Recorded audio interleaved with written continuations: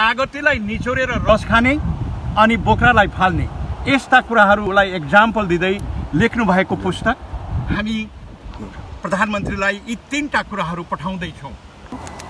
तिम्रो हो तेरो हो चाहिँ नभनौं, यो हाम्रो मुद्दा हो र हामी सबै मिलेर गयो भने युनिटी भएर जानेछ र युनिटीले नै जित हुनेछ भन्ने यो मेरो भनाइ छ र यो भनाइलाई सबै गोर्खाहरूले मिलेर हाम्रो यो आफ्नो डिग्निटीको लागि हो, आफ्नो इज्जतको लागि हो।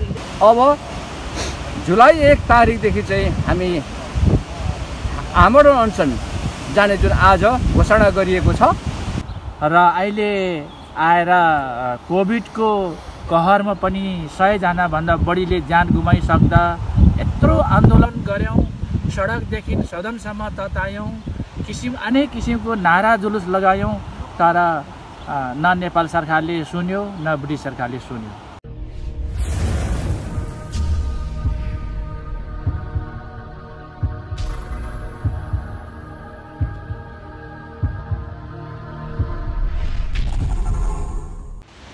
Honorable Boris Johnson MP, Prime Minister, 10 Downing Street, London. Dear Prime Minister, subject government to government dialogue, addressing ex-Gurkha concern. It has been more than 3 years. The Joint Technical Report JTR on the British Gurkha case was exchanged between two governments on 22 March 2018 at Whitehall in London, which was to be the basis for the dialogue to address the main concern of the British Gurkhas. The ex-British Gurkhas are very concerned about the silence that has been prevailed so far. The ex-British Gurkhas are awaiting the response on the following issues. 1. Initiation of the dialogue. 2. Location of the dialogue to be held. 3. Formation of the dialogue stage. This dialogue would be the primary step for both the British and the Nepal government to resolve the ex-British Gurkha issues and come to a mutual agreement on all outstanding genuine grievances that has been long overdue. We are seriously concerned with the lack response on the update of the issue since we accessed the GTR, which has not been apprised. There is absolutely no need to reiterate the contribution of British Gurkhas to Great Britain both in past and the present. And hopefully in the future, Gurkhas in the past have had accolades after accolades heaped upon them, and rightly fully so and well deserved too. However, there is no substance to equate to the accolades. Worse to have described their bravery and loyalty, notably so in the Indian Mutiny of 1857, which was rewarded with the Queen's truncheon. These accolades sounds hollow with any deeds to substantiate it. We wholeheartedly request to have a review on this important matter, which can only be solved through a talk dialogue, and sooner we do that better for the both nations. If this is not forthcoming, it leaves us with no option other than to stage a hunger strike in London starting from 1st July 2021. Initially, Mr. Gyan Raj Rai,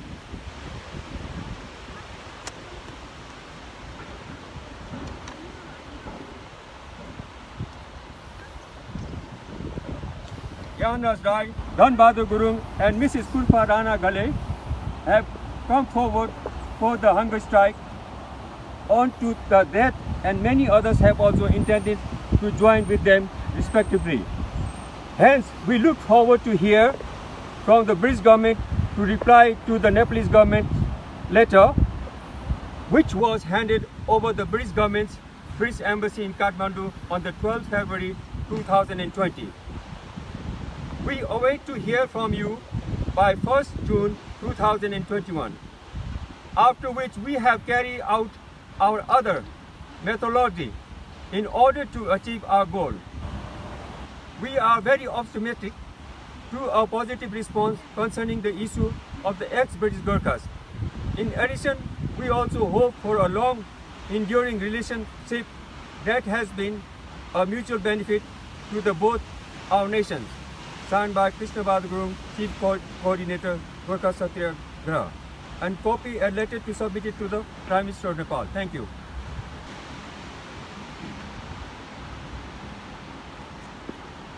अब यो ultimatum पत्रलाई नेपालीको सारांशमा हाम्रो campaign director mister Gyanraj Rai ज्यूले पढेर सुनाउँदै हुनुहुन्छ।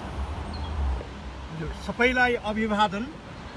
म यो अल्टिमेटमको पूर्ण पाठ नभइकन यसको भावार्थ सार पढ्ने अनुमति चाहन्छु। यो अल्टिमेटम ब्रिटेनका प्रधानमन्त्री बोरिस जोन्सन एमपीलाई 10 डाउनिङ स्ट्रिटमा पठाउन लागिएको हो र यसमा भन्न खोजिएको छ यसको विषय भनेको जुन गोर्खाहरूको समस्या समाधान गर्नको लागि योभन्दा पहिला नै दुईटा सरकारबीच वार्ता हुनुपर्ने थियो र नभएको हुनाले वार्ताको माग गरिएको अल्टिमेटम हो। झन्डै 3 वर्ष अगाडि जोइन्ट टेक्निकल कमिटीले जुन सिफारिस गरेको थियो त्यो सिफारिस पत्र 22 मार्च 2018 मै नेपालका प्रतिनिधिहरूले ब्रिटिश सरकारलाई र ब्रिटिश सरकारका प्रतिनिधिहरूले नेपाल सरकारलाई बुझाएको थियो। तर अहिलेसम्म जुन पत्रको इम्प्लिमेन्टेसन अथवा कार्यान्वयन नभएको हुनाले आज हामीले ब्रिटिश प्रधानमन्त्रीलाई अन्तिम अल्टिमेटम पत्र पठाउँदैछौँ। त्यसमा हामीहरूको माग गोर्खालीहरूको माग कुन छिटोभन्दा छिटो समयमा डायलग हुनु पर्यो त्यो चाहिँ जुलाई 1 भित्रमा डायलग हुने स्थान तोकिनु पर्यो नेपालमा या ब्रिटेनमा र 3 नम्बरमा वार्ता समिति गठन हुनु पर्यो त्यो चाहिँ उच्च स्तरीय जसले राजनीतिक निर्णय गर्न सक्छ र अहिले जुन यो समस्याको समाधान हुने भनेकै वार्ताको माध्यमद्वारा हो भनेर पहिले भने झैं अहिले पनि वार्ताबाट नै यो समस्या समाधान हुनु पर्दछ र जसमा हामी गोर्खाहरूले यो अल्टिमेटम पत्रको जवाब जुनको 1 तारिक भित्रमा हामीले प्राप्त गर्नुपर्नेछ। नपाएको खण्डमा हामी जुलाई 1 तारिकदेखि आमरण अनसन बस्न म ज्ञानराज राई, मिस्टर धनबहादुर गुरुङ र श्रीमती पुष्पा राणा घले आमरण अनसन बस्नको लागि तयार भएको बेहोरा पनि सुनाउँछौँ। र लास्टमा फेरि पनि भनिएको छ 12 फेब्रुअरी 2020 मा जुन नेपाल सरकारले ब्रिटिश सरकारलाई वार्ता गर्नुको लागि जुन पत्र लेखेको छ त्यो पत्रको जवाफ हामीले प्राप्त नगरेको हुनाले हामीले 1 जुन भित्रमा हामीले त्यो पत्रको जवाफ नेपाल सरकारलाई दिनुपर्ने हाम्रो गम्भीर माग छ र नदिएको खण्डमा हामी भोकहडतालको लागि तयारी गर्दै जुलाई 1 देखि हामी आमरण अनसनमा बस्नेछौँ र आशामा हामी सबै गोर्खालीहरू भरोसा गरेका छौँ ब्रिटेनका प्रधानमन्त्रीले जति सक्दो चाँडो जुन 1 तारिक भित्रमा आफ्नो अभिन्न मित्र राष्ट्र नेपाल सरकारले लेखेको पत्रको जवाब दियो भने नेपालको इज्जत प्रतिष्ठा रहन्छ, होइन भने नेपाल सरकारलाई हेपेको हामीले अनुमान गर्नेछौँ र हाम्रो सबरन्ती हाम्रो इज्जत प्रतिष्ठामा पनि आँच आएको महसुस हुनेछ भन्ने निवेदन पनि यही पत्रबाट हामीले जाहेर गर्न खोजेका छौँ। धन्यवाद। अब कृष्णजीलाई अरू गर्नुहोस्। हाम्रो जुन ultimatum letter lieutenant Yam Bahadur Gurung ले प्रश्न पार्नु भएको छ र नेपालीमा यसलाई अभियन्ता ज्ञानराज राईले जुन प्रश्न पारिसक्नुभयो।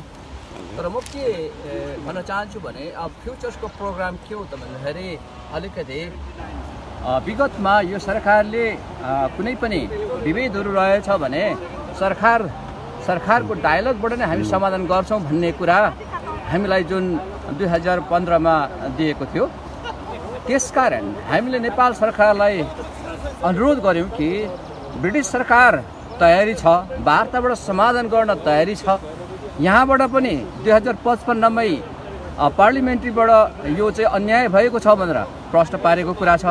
तपाईहरूले किन एउटा यो राष्ट्रको समस्या हो, नेपालको समस्या हो भनेर तपाईँहरूले बुझिसक्नु भएर पनि किन चाहिँ यो कुरालाई तपाईँहरू डायलगको लागि अगाडि बढाउनुहुन्न भन्ने कुरा हामीले राख्दा सम्माननीय प्रधानमन्त्री केपी शर्मा ओलीज्यूले जुन निर्देशन दिनुभयो र त्यसको आधारमा 12 फेब्रुअरी 2020मा चाहिँ पत्र 1 नम्बरमा गोर्खाको ग्रिभान्सेस जति पनि विभेदहरू छ यो 200 वर्षको र त्यसलाई समाधान गर्ने र अर्को चाहिँ यो लामो भयो जुन सन्धि द्विपक्षीय हुनुपर्छ भन्ने कुरो लिएर एउटा चिठी चाहिँ पठाइसकेको अवस्था हो। र सम्माननीय प्रधानमन्त्रीज्यूको जुन भिजिट भयो यहाँ त्यतिखेर पनि उहाँले उहाँको समकक्षसँग पुरा स्पष्ट राख्नु भएको छ कि यो सन्धि र गोर्खाको जुन विभेद बारेमा चाहिँ डायलगबाट समाधान गर्न पर्छ हामीले भन्ने कुरा गर्दा यहाँका प्रधानमन्त्री मेले पनि यसलाई एक्सेप्ट गरेको कुरा हो र त्यही अनुसार चिठी चलिसकेको छ। तर यहाँको गभर्मेन्टले आज यतिका दिनसम्म पनि कुनै रेस्पोन्स अथवा प्रत्युत्तर नगरेकोले गर्दाखेरि हामीले उहाँलाई सोद्धा पनि आलटाले काम गर्ने वार्ता बस्न किन चाहनुहुन्न भन्दा पनि उहाँले नसुनेको कारणबाट हामीले चाहिँ यो बाध्य भएर अब जुलाई 1 तारिकदेखि चाहिँ हामी आमरण अनसन जाने जुन आज घोषणा गरिएको छ। र तर त्योभन्दा अगाडि हाम्रो योजनाहरू के छन् भन्ने कुरा अलिकति स्पष्ट नभए पनि अब हामी अन्तर्राष्ट्रिय सम्मेलन मार्फत हामी 76वटा राष्ट्रमा एकैचोटि हामी यिनले गरेका विभेदको बारेमा हामी जानकारी गराउँछौँ। प्लस हामीलाई यदि र पनि टेर्दैन भने कहाँ कुन निकायमा जानुपर्ने ILO, UNO, UPR देखि लिएर विभिन्न अन्तर्राष्ट्रिय समूहमा कहाँ जानुपर्ने त्यहाँ पनि हामी जान तयारी छौँ। र यसको लागि चाहिँ हामी जुनको अन्तिमभित्रमा पहिलाको जस्तो कोरोनाको कुराहरू देखाएर होइन, जहाँ कि 12 नोभेम्बर 2020मा सचिव लेभलको जुन डायलग भयो कोरोनाको टाइममा भने यो हाम्रो विभेद अन्त गर्नको लागि चाहिँ कोरोनाले नै कोही बहाना देखाउनु त मिल्दैन।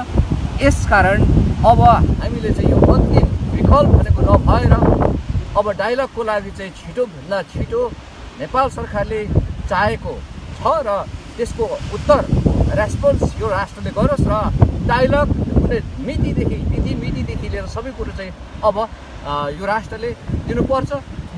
यदि त्यसरी ढिलाइ भयो भने हामी हाम्रो रणनीति अनुसार स्ट्राटेजी जुन हामीले घोषणा गरेको छौँ त्यो अनुसार हामी अगाडि बढ्ने योजना भएको कारणबाट आज हामीले चाहिँ ब्रिटिस सरकारलाई अल्टिमेटम र यसको कपी नेपाल सरकारलाई एम्बासीडरलाई पनि गराएका छौँ। अब यो सरकारले यहाँले जुन अल्टिमेटम पत्र बुझाउँदै हुनुहुन्छ यसबाट कतिको आशावादी हुनुहुन्छ कि यहाँको समयभित्र नै सरकारले वार्ताको एउटा नीति तोक्नेछ? नेपाल सरकार सकारात्मक छ, कुनै पनि टाइममा वार्ता गर्न तयारी छन्। तर ब्रिटिस सरकार चाहिँ आलटाले गरिराखेको छन्। कारण के छ भने यहाँ नेपाल सरकारको प्रश्न एउटा सिम्पल छ, यो गोर्खाहरू चाहिँ पार्ट अफ ब्रिटिस आर्मी हो कि होइन भन्दा यो राष्ट्रले हो भन्छ, त यिनीहरूलाई विभेद गरिएको छ कि छैन भन्दा छ भन्छ। त्यही भएर टेक्निकल कमिटी 29 मार्च 2017मा जुन सबै हामी भेला भएर एउटा टेक्निकल कमिटी बनाएर 13 बुँदे पनि पेश गरिएको छ दुईटै राष्ट्रलाई। किनभने त्यो लेभलमा यहाँका प्रतिनिधिले ब्रिटिसका प्रतिनिधिले मेरो लेभलले चाहिँ यो डिसिजन गर्न सक्दैन भनेको कारणबाट यो चाहिँ ब्रिटिसका प्राइम मिनिस्टर लाई जानकारी पनि दियो र यहाँका भेटरन मिनिस्टर लाङ्कास्टरले हाम्रो नेपाल सरकारलाई र हाम्रो नेपाल सरकारको प्रतिनिधिले यहाँका मन्त्रीलाई पनि बुझायो अब चाहिँ हाई लेभल उच्च स्तरीय वार्ता कमिटी गठन भएर र समाधान गर्ने भन्ने हाम्रो जुन चाहिँ छलफल भयो चाहिँ हामी छुटेका हौँ। त्यसकारण अब यिनीहरूको भनाइ के छ भने नेपाल सरकारको भनाइ छ यो वार्ता ब्रिटिस सरकारको पार्ट अफ ब्रिटिस आर्मी हो कि हो, विभेद भएको छ कि छैन, छ, 13 बुँदे छ कि छैन, छ। अब कारण के हो भन्दाखेरि चाहिँ यहाँ चाहिँ 9 नोभेम्बर 1947 को एग्रिमेन्टमा चाहिँ यिनीहरूले 7 नोभेम्बर 1947 को लगेर एनेक्स टाँसिएको छ।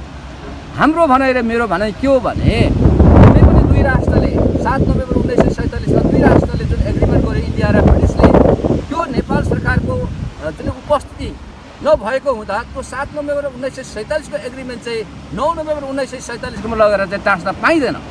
त्यो भनाइ अरू छ एउटा कुरा। अर्को कुरा चाहिँ नि 1969 को भ्याना कन्भेन्सनमा पनि स्पष्ट त्यहाँ लेखिएको छ, यही राष्ट्रले 1976 मा रेस रिलेसन एक्ट जातिपाती धर्म लिङ्गको आधारमा छुटाइँदैन भनेर यसैले निकालेको नियमलाई पनि यसले उल्लङ्घन गरेको छ यो राष्ट्रले, ब्रिटिसले। भने यो राष्ट्र पनि युएनको सदस्य र नेपाल पनि युएनको सदस्य। त्यहाँ के भनिन्छ भनेदेखि समान कामको समान ज्याला। यी 4-5 कुराहरूलाई यसले दिनदाहा नै उल्लङ्घन गरेको कारणबाट वार्ता बस्दाखेरि यी कुराहरू सरकारले निकाल्दाखेरि बिना शर्त 13 बुँदे जुन रिपोर्ट दुईटै 3 पक्ष गोर्खा ब्रिटिस र नेपालको प्रतिनिधि बसेर निकालेको रिपोर्ट चाहिँ वार्ता नै गर्नु पर्दैन, बिना शर्त यो पुरा गर्नुपर्ने हुन्छ। त्यो देखेर चाहिँ यिनीहरूले अहिले आले टालेको गरेको देखिन्छ। अर्को कुरा हामीसँग पैसा छैन भन्ने कुरा गर्छन्। पैसा छैन भनेर आले टाले गर्न पाइँदैन, अन्याय गरेको हो नि त। यो गोर्खालाई गरेको होइन, यो नेपाल राष्ट्रलाई गरिएको अन्याय भएको कारणबाट यो गोर्खाको समस्या होइन, यो चाहिँ नेपालको समस्या, नेपालीको समस्या हुँदाखेरि अबको आउने दिनहरूमा जो हामीले जुन रणनीति तयारी पारेको छौँ र त्यो अनुसार जब हामी अगाडि बढ्छौँ, हामीलाई आशा छ विभिन्न राष्ट्रमा बसेका यो राष्ट्रमा बसेका नेपालमा बसेका सम्पूर्ण हाम्रा नेपाली दाजुभाइ तथा दिदीबहिनीले राष्ट्रको समस्या हो भनेर यसका लागि चाहिँ देश नै अगाडि बढ्छ भन्ने कुरामा हामी विश्वास त छौँ। र विगतको एउटा म भनिदिन्छु, मैले लेख्दै पनि आएको छु कि फिलिपिन्सलाई अमेरिकाले यसरी नै अन्याय गरेको थियो, जुन चाहिँ फ्रान्सले अल्जेरियालाई यसरी नै गरेको थियो। तर फ्रान्सले एउटा भिडियो निकाल्यो कहाँ कहाँ विभेद भएको छ भनेर। त्यो विभेदको चाहिँ संसारभरि चाहिँ भिडियो छरिएपछि फ्रान्सले बाध्य भएर उसले यो उसको समस्याहरू समाधान गरेको थियो। यसरी नै हामी पनि एकदम रेडी छौँ, भिडियो रेडी छ, हरेक राष्ट्रको भाषामा हामीले उल्था गरिसकेको छौँ। हामी जुलाई 1, 2, 3 मा चाहिँ हाम्रो अन्तर्राष्ट्रिय सम्मेलन मार्फत हामी हरेक राष्ट्रमा यो पठाउने पनि हामी तयारी छौँ।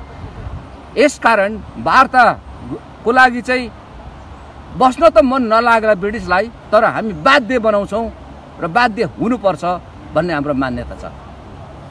अब जो सुनवाई नभएको खण्डमा होइन, यो अल्टिमेटम पत्रको सुनवाई नभएको खण्डमा अब जुलाई 1 बाट चाहिँ अनसन बस्ने तयारी हुनुभएको छ। हामी हङ्गर स्ट्राइकमा जान्छौँ र रिले अनसन 13 जना भिसी जुनको नाममा त्यो रिले अनसन गर्छौँ र त्यसपछि हङ्गर स्ट्राइकमा जान्छौँ। तर त्योभन्दा अगाडि हामी थुप्रै हाम्रो योजनाहरू छन्। यहाँका नागरिक समाज, नेपालका नागरिक समाज, ब्यारिस्टर, वकिल, न्यायाधीशहरूसँग हाम्रो छलफल पनि भइरहेको छ र अन्तर्राष्ट्रिय 76 वटा राष्ट्रमा पनि हाम्रो जुन अहिले जुम मार्फत चाहिँ भर्चुअल मिटिङ मार्फत चाहिँ कुराकानी भइरहेको छ, जानकारी गराइरहेको छौँ। यसले गर्दाखेरि त्यो योजनाहरू पनि छन् र हामी त्यो अन्तर्राष्ट्रिय सम्मेलन पनि हुँदै गर्छ। यता हाम्रो जुन चाहिँ अन्तर्राष्ट्रिय सम्मेलन पनि हुँदै गर्छ। त्यही समयमै हामी संसारभरि यो राष्ट्रले कहाँ कहाँ हामीलाई विभेद गरेको छ त्यो हामी डकुमेन्ट्री नै पठाउँछौँ र त्यो घोषणा पत्र अनुसार फेरि हामी फर्दर कसरी अगाडि बढ्नुपर्ने हामी बढ्छौँ। यो लहरा तान्दा पहरा गरिन्छ भने जस्तो अब यो बाध्यता हो हाम्रो र यसलाई बाध्य नबनाइकन हुँदैन र राष्ट्रले भोलि पैसाको भन्दा पनि नैतिकताको सवाल हो। गरिब देश भनेर यसले हेपेको चाहिँ अब बाध्य हुनुपर्छ भन्ने हाम्रो जुन सोच छ त्यो अनुसार हामीले रणनीति तयारी पार्छौँ। यसकारण डायलग हुन्छ भन्नेमा हामी आश छ, विश्वास त छ। हजुर, त्यस जुन अब यहाँहरूले चाहिँ आन्दोलनको तयारी गरिराख्नु भएको छ, यसले भविष्यमा हुने कुनै वार्ताको सम्भावनालाई असर त गर्दैन? भविष्यमा वार्ता त्यही वार्ता नभएरै हामी छुटे आज 3 वर्ष भयो। 22 मार्च 2018 मा हामीले जुन चाहिँ दुई राष्ट्रमा लाई बुझाएको छ त्यसको आज 3 वर्ष हुन आँट्यो, डायलग हुँदैन। अब डायलग हुँदैन भने यो समाधान हुँदैन, समाधान हुँदैन भने यो त कन्टिन्यू अगाडि बढिरहन्छ नि। त्यसले गर्दाखेरि डायलगको कसरी असर पुग्छ, किन डायलग गर्नुहुन्न तपाईँहरू, तपाईँहरूलाई के अप्ठ्यारो छ भन्ने कुराहरू हामीले भनिराखेको छौँ। डायलग दुई राष्ट्रको उच्च स्तरीय वार्ता कमिटी गठन होस्, वार्ता होस्, वार्ताबाट जे निर्णय निस्किन्छ त्यो हामी सारा गोर्खालाई अथवा नेपालीलाई राष्ट्रलाई त्यो मान्य हुन्छ भनेर हामीले भनिराखेकै छौँ नि। त्यसकारणले गर्दाखेरि वार्तामा असर पुग्ने त पुरै भएन। 13 बुँदे जुन बुझाएको छौँ त्यो अनुसार चाहिँ अगाडि वार्तामा बस्नु पर्यो। वार्ता गरेपछि समाधान हुन्छ। नेपाल सरकारले चिठी लेखिसकेको छ।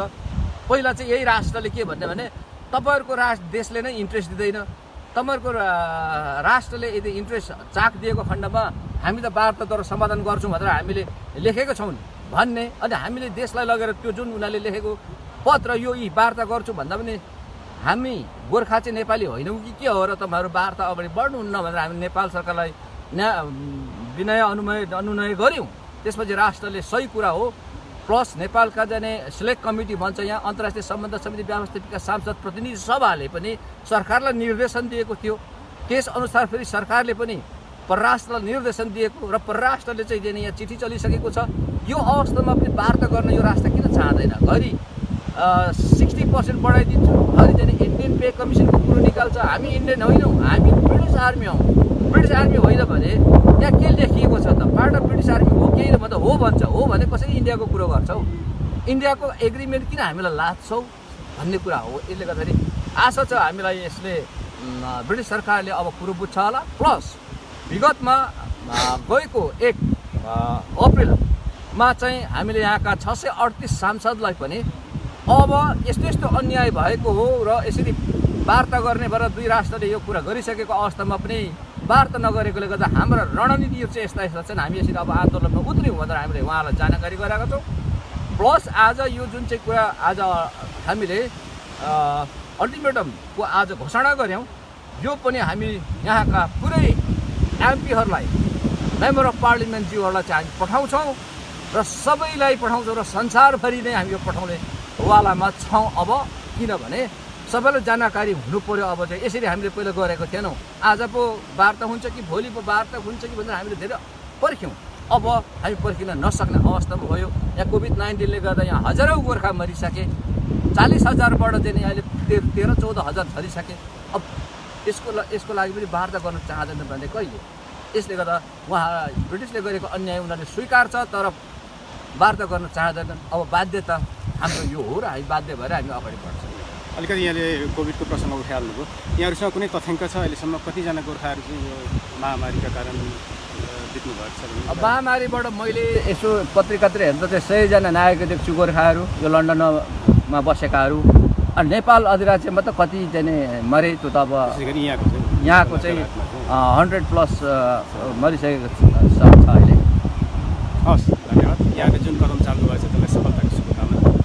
हजुर, हामीले जुन यो आज अल्टिमेटम ब्रिटिस प्रधानमन्त्रीलाई बुझाउँदैछौँ त्यसको साथमा नेपालको संसदीय समिति international relation and human right कमिटीले जुन पारित गरेको प्रतिवेदन छ यो पनि पठाइदिँदैछौँ।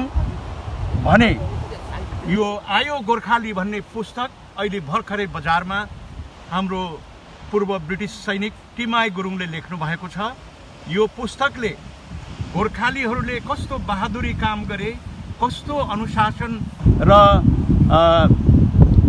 के भन्छ लोयल्टी देखाएर ब्रिटिसको सेवा गरे र कति भिक्टोरिया क्रसहरू प्राप्त गरे, बहादुरीका तकमाहरू पाए र अन्तमा गएर त्यत्रो योगदान गर्दा गर्दै पनि ब्रिटिस सरकारले गोर्खालीहरूलाई एउटा मालिक र नोकरको हिसाबमा व्यवहार गरेको कुरा अथवा लेमन कागतीलाई निचोरेर रस खाने अनि बोक्रालाई फाल्ने यस्ता कुराहरूलाई एक्जाम्पल दिँदै लेख्नु भएको पुस्तक हामी प्रधानमन्त्रीलाई यी 3टा कुराहरू पठाउँदैछौँ। र अघि नै हाम्रा संयोजकजीले भनिसक्नुभयो कि यो गोर्खालीहरूको जटिल समस्या योभन्दा अगावै दुईटा राष्ट्रबीच वार्ताको माध्यमद्वारा वार्ता भएर समाधान भइसक्नु पर्ने थियो। तर 3 वर्षसम्म ढिलाइ गर्दा हाम्रा गोर्खाली बाबाआमाहरूले बेलायतमा अत्यन्तै दुःख पाए। अघि नै भनिसक्यौँ 100 जना भन्दाले हामीलाई छाडेर जानुभयो र अहिलेको यो स्थितिमा अझै अब के हुने हो हामी एकदमै त्रसित छौँ भने हाम्रो छोराछोरीहरू साउदी अरब, मलेसिया, कोरिया, इन्डियामा काम गर्नु परिरहेको छ। Dirty, difficult, dangerous. त्यसले गर्दा यस्तो भयावह स्थितिलाई हामीले थाम्न नसकेर म ज्ञानराज राई, उहाँ धनबहादुर गुरुङ अनि अर्को हाम्रो एकजना बहिनी पूर्व गोर्खा सैनिककै श्रीमती एकला आमा हुनुहुन्छ, श्रीमती पुष्पा घले, जुलाई महिनाको 1 तारिकभित्रमा ब्रिटिस सरकारले अघि नै भने झैँ वार्ताको मिति उच्च स्तरीय जुन चाहिँ राजनीतिक निर्णय गर्न सक्ने समिति गठन गर्दैन र वार्ता गर्ने स्थान तोक्दैन भने हामी 3 जना आमरण अनसन बस्न तयार भएका छौँ। जबसम्म वार्ताको मिति घोषणा हुँदैन अथवा ती 3 चिजहरूको घोषणा हुँदैन तबसम्म हामी 3 जना आमरण अनसन बसेर बरु मर्न तयार छौँ। तर हामी अन्याय सहन सक्दैनौँ, चाहदैनौँ। हजुर ज्ञानराजजी हुनुहुन्छ। हजुरहरूको यस अघि पनि 2 पटकसम्म आमरण अनसन बस्नुभएको थियो होइन? तयारी स्थगित गरिएको थियो बस्नको लागि सोच्नुभएको थियो मैले, र फेरि यो पटक पनि माग पुरा भएन भने के हुन्छ त? तपाईँको पहिला 2013 मा हामीले जुन माग गरेका थियौँ कि एउटा स्वतन्त्र इन्भेस्टिगेसन समिति गठन गर्ने र त्यो समितिले गरेको निर्णय मान्ने हुने भनेर हामीले माग गरेका थियौँ र गर्ने भएपछि हामीले 14 रात 15 दिन पछि मैले भोकताल त्याग्न बाध्य भएँ। अनि त्यस पछाडि समिति गठन भयो, पार्लियामेन्ट्री कमिटी गठन भयो, इन्भेस्टिगेसन गर्यो, सबै खोज गर्यो र अन्तमा हामीले चाहेको मुख्य कुरा पेन्सनको माग थियो। धेरै 14-15 वटा कुरा मध्येमा त्यो मुख्य कुरा चाहिँ पार्लियामेन्ट्री कमिटीले रिकमेन्ड अथवा सिफारिस गर्न सकेन।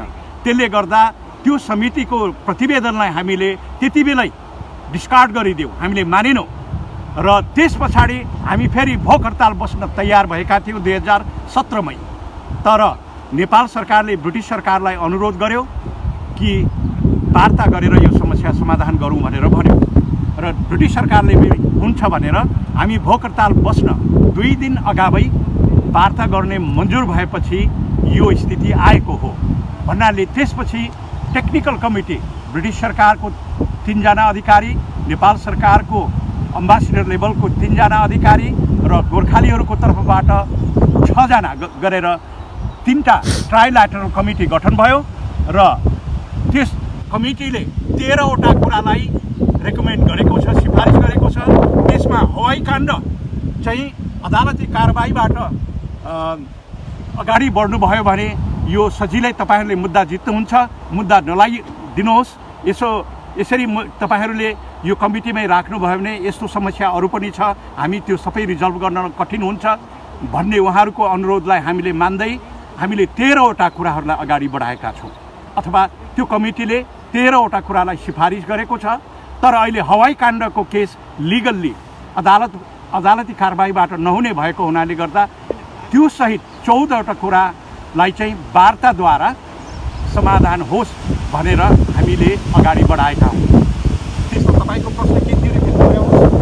पहिला पनि तपाईँहरू 2 पटकसम्म अनसन बस्ने भन्ने कुरा भएको थियो नि तपाईँहरूको, त्यसमा मैले स्थगित गर्नुभएको थियो। अब फेरि बस्ने कुरा गर्दै हुनुहुन्छ। यदि यसको बारेमा सरकारले के गर्ला कसो गर्ला यसको बारेमा थोरै जानकारी गर्नु। होइन, पहिलो एकपल्ट बस्यौँ, दोस्रो पल्ट तयार भयौँ र त्यसको प्रभावले गर्दा वार्ता कमिटी गठन भयो तल्लो स्तरको। त्यसले 13-14 वटा कुरा सिफारिस गर्यो। त्यो सिफारिस अनुसार ब्रिटिस सरकारले नेपाल सरकारसँग उच्च स्तरीय वार्ता कमिटी गठन गरेर वार्ता गरिसक्नुपर्ने थियो। तर बारम्बार नेपाल सरकारले ब्रिटिस सरकारलाई अनुनय विनय गर्दा पनि ब्रिटिस सरकारले हेपेर अथवा डराएर वार्तालाई लम्ब्याएको हुनाले, वार्ता गर्ने मनसाय नदेखाएको हुनाले वार्ता गराउनको लागि बाध्य बनाउनको लागि नै हामी भोकरताल गरेर मर्न तयार भएको हौँ। जब वार्ता गर्छ भने त हामी भोकरताल तोडिहाल्छौँ नि। हामीले सक्दो लबिङ गरेको छौँ। यो वार्ता कमिटीमा हामी सत्याग्रहसँग 6वटा संस्थाहरूले नैतिक रूपमा बौद्धिक रूपमा उहाँले समर्थन गर्नुभएको छ भने गेसो स्वयं यो वार्ता कमिटीमा हुनुहुन्छ हैन।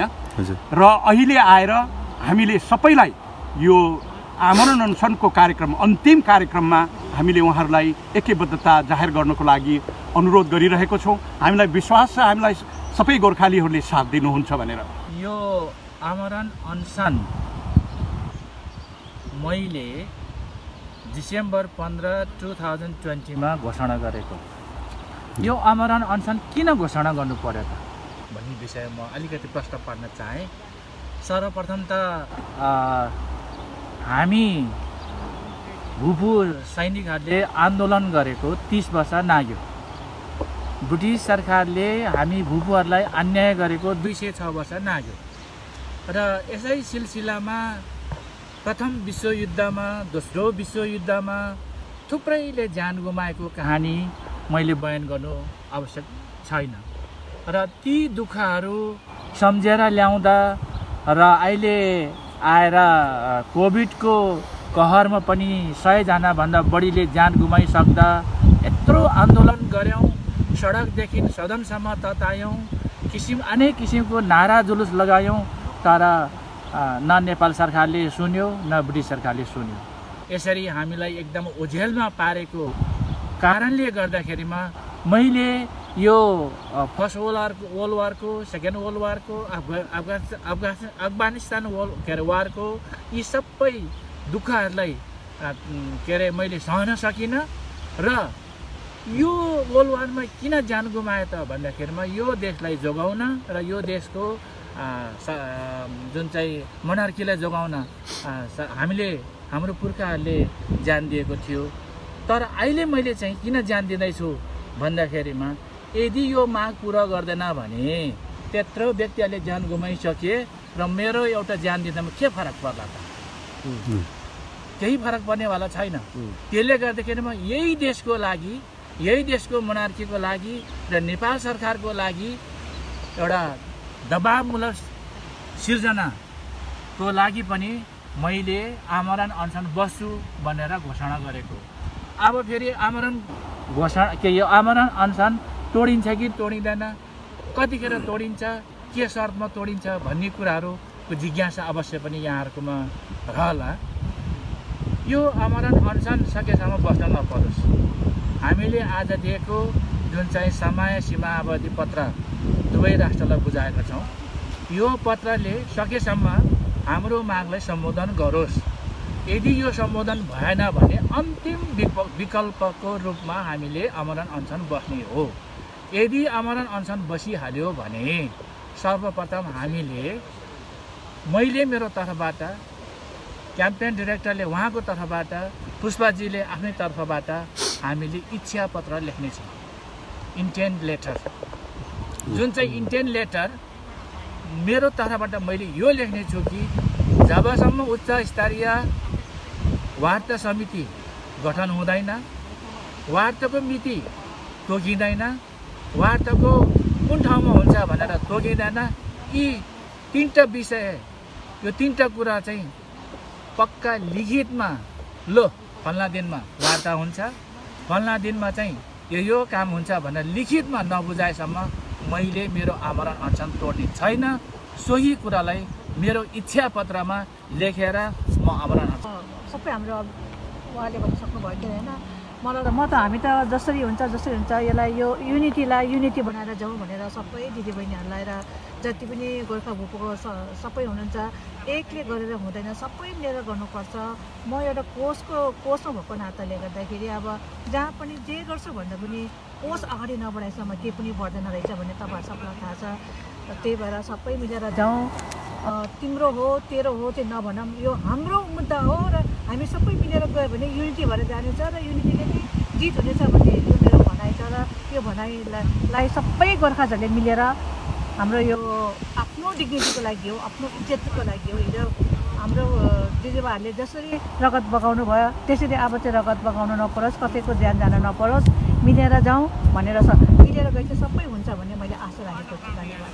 कतिपय मान्छेले के भन्दैछ भने फलानालाई धनको लोभ देखाएर अथवा कसैको करकापमा यो आमरण अनसन बसेको हो कि भन्ने जिज्ञासा अवश्य पनि होला।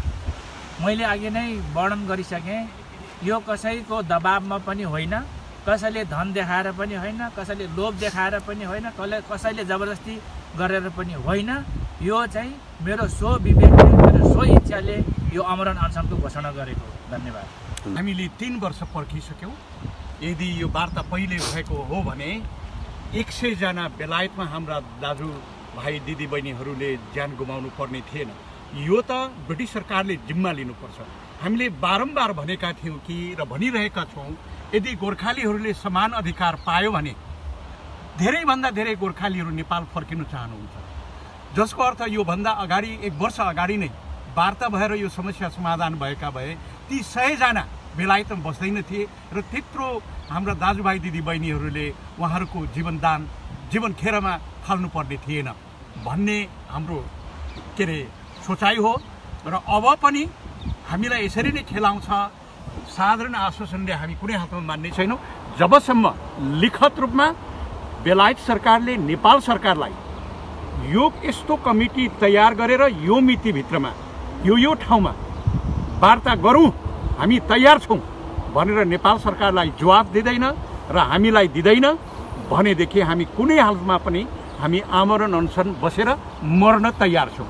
ब्रिटेनको लागि त हामी मर्न तयार भयौँ, लाखौँ मरे भने हाम्रो अधिकार, हाम्रो इज्जत प्रतिष्ठा, राष्ट्रको इज्जत प्रतिष्ठाको लागि हामीले ब्रिटेनलाई दिने ज्यान आफ्नो राष्ट्रको लागि नदिने होइन र? भएन। अझ अहिले त आफ्नो अभिन्न मित्र राष्ट्र जसलाई बेलायतलाई नेपालले साम दाम दण्डभेद सबै दिएर मद्दत दिएर ब्रिटेनलाई यस्तो बनायो होइन। अहिले नेपालको हालत त्यस्तो छ। नेपालको आदिवासी जनजातिहरूको हालत के छ तपाईँहरूले बुझ्नु भएको छ। हाम्रो सामाजिक, आर्थिक, धार्मिक, राजनीतिक हरेक कुराहरू छताछुल्ल बनाइदियो। देशको हालत नै यो पुर्याउने मुख्य मध्यमा ब्रिटेन हो। त्यस्तो अपराध गर्छ भने र गरिरहन्छ भने र फेरि पनि आलटाल गर्छ भने हामी मर्न तयार छौँ। विशेषतः नेपाल सरकारले वार्ताको लागि आह्वान गर्दा गर्दै ब्रिटिस सरकारले नेपाल सरकारलाई कुनै जवाफ दिँदैन भनेदेखि त्यो झन् संवेदनशील हुन आएको छ। एउटा अभिन्न मित्र राष्ट्रले अनुरोध गर्दा पनि नमान्नुको अर्थ नेपाल सरकारलाई हेप्नु हो, नेपालको सार्वभौमिक सत्तामा आँच आउने काम गर्नु हो। त्यसले गर्दा त्यो हामी कुनै पनि हालतमा सहन सक्दैनौँ। बरु हामी मर्न तयार छौँ। हस्, धन्यवाद।